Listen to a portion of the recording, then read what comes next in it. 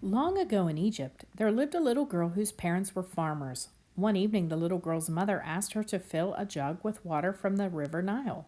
The little girl was upset. She did not want to stop playing to collect water from the river, but she did as her mother told her. While filling her jug in the water, the little girl heard a voice. When she looked up, all she saw was a crocodile.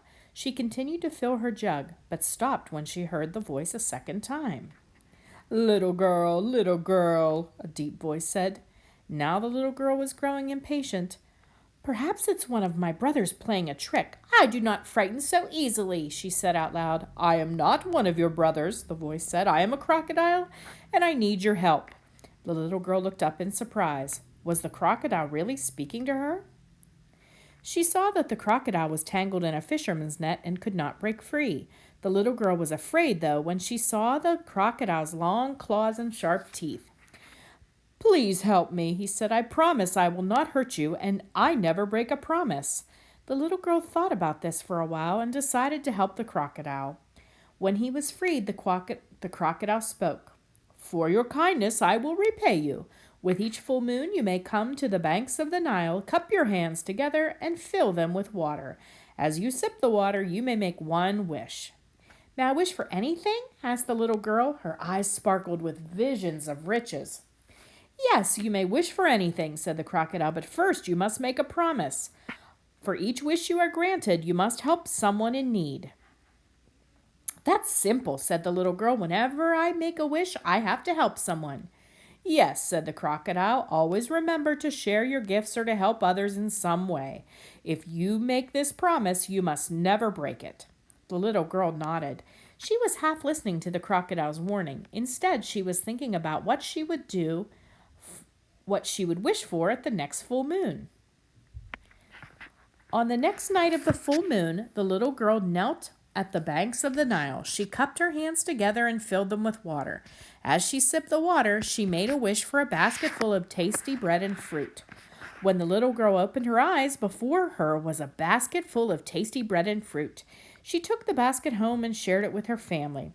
With each full moon, the little girl drank from the Nile and made wishes for many wonderful things. At first, her wishes were small. Then her wishes became bigger, such as her wish for a cook to make delicious meals and treats. As she grew into a young woman, she lived the life of luxury. She was the best dressed girl in all of Egypt and lived in a beautiful palace. She ate the finest foods and didn't have to lift a finger to do any kind of work. At first, the young woman helped those in need, but as the years passed, she broke her promise to the crocodile and refused to help others. Since her wishes were still granted, the young woman thought it was silly to continue to help others. One night, the young woman made her biggest wish yet. She wished to be the queen of Egypt. Once her wish was granted, she began making a list of beautiful and exotic items with which she could fill her palace. With each full moon, she wished for bigger and better things. She wished for statues made of gold and ivory. She wished for rugs made of the finest silk. She wished for servants to do her every command. But no matter how much she wished for, it was never enough. She always wanted more. At the next full moon, the queen knelt at the banks of the Nile, trying to think of a wish. As she thought by the river, she heard an old man's voice call out to her, Young lady, young lady. She ignored the old man, hoping he would walk away.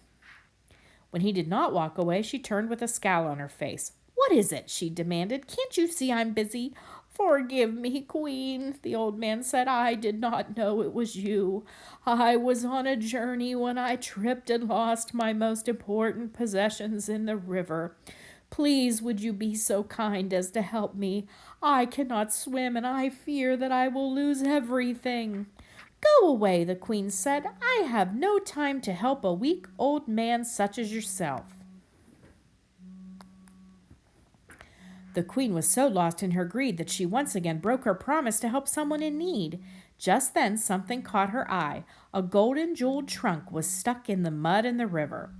There it is, cried the old man. The queen jumped into the river to bring back the jeweled trunk.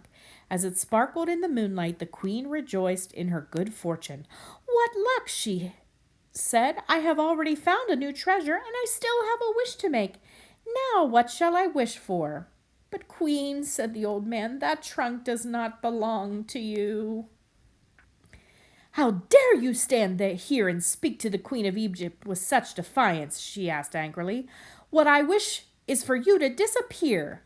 With her words, the old man disappeared, just as the Queen had wished. Look at all these jewels, the Queen said as she lifted them from the old man's trunk.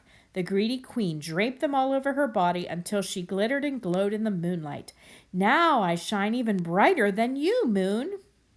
Finally, I can make my wish in peace, the Queen said, forgetting that she had just used a wish to make the old man disappear.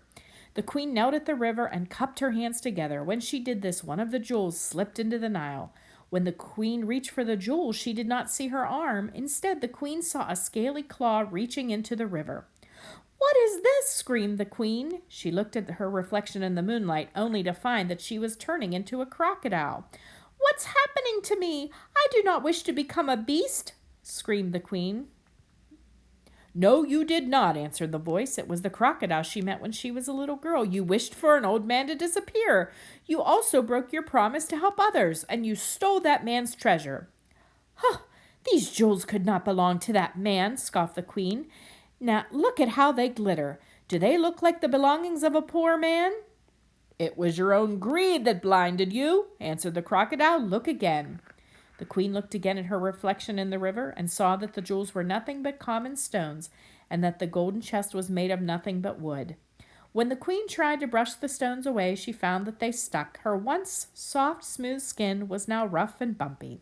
How did this happen? Cried the Queen. The old man you met, said the crocodile, was the keeper of promises. He travels around the world collecting promises.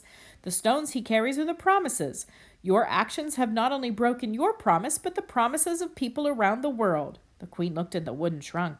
It was filled with millions of pebbles and broken stones. Oh, what shall I do now? Cried the Queen. You must fix the promises you have broken. That is not easy to do, and it takes a very long time. When the old man comes back to this place, you may help him and fix your broken promises. Until then, you must wear these broken promises and wait for him to return. To this day, you can still see the Crocodile Queen.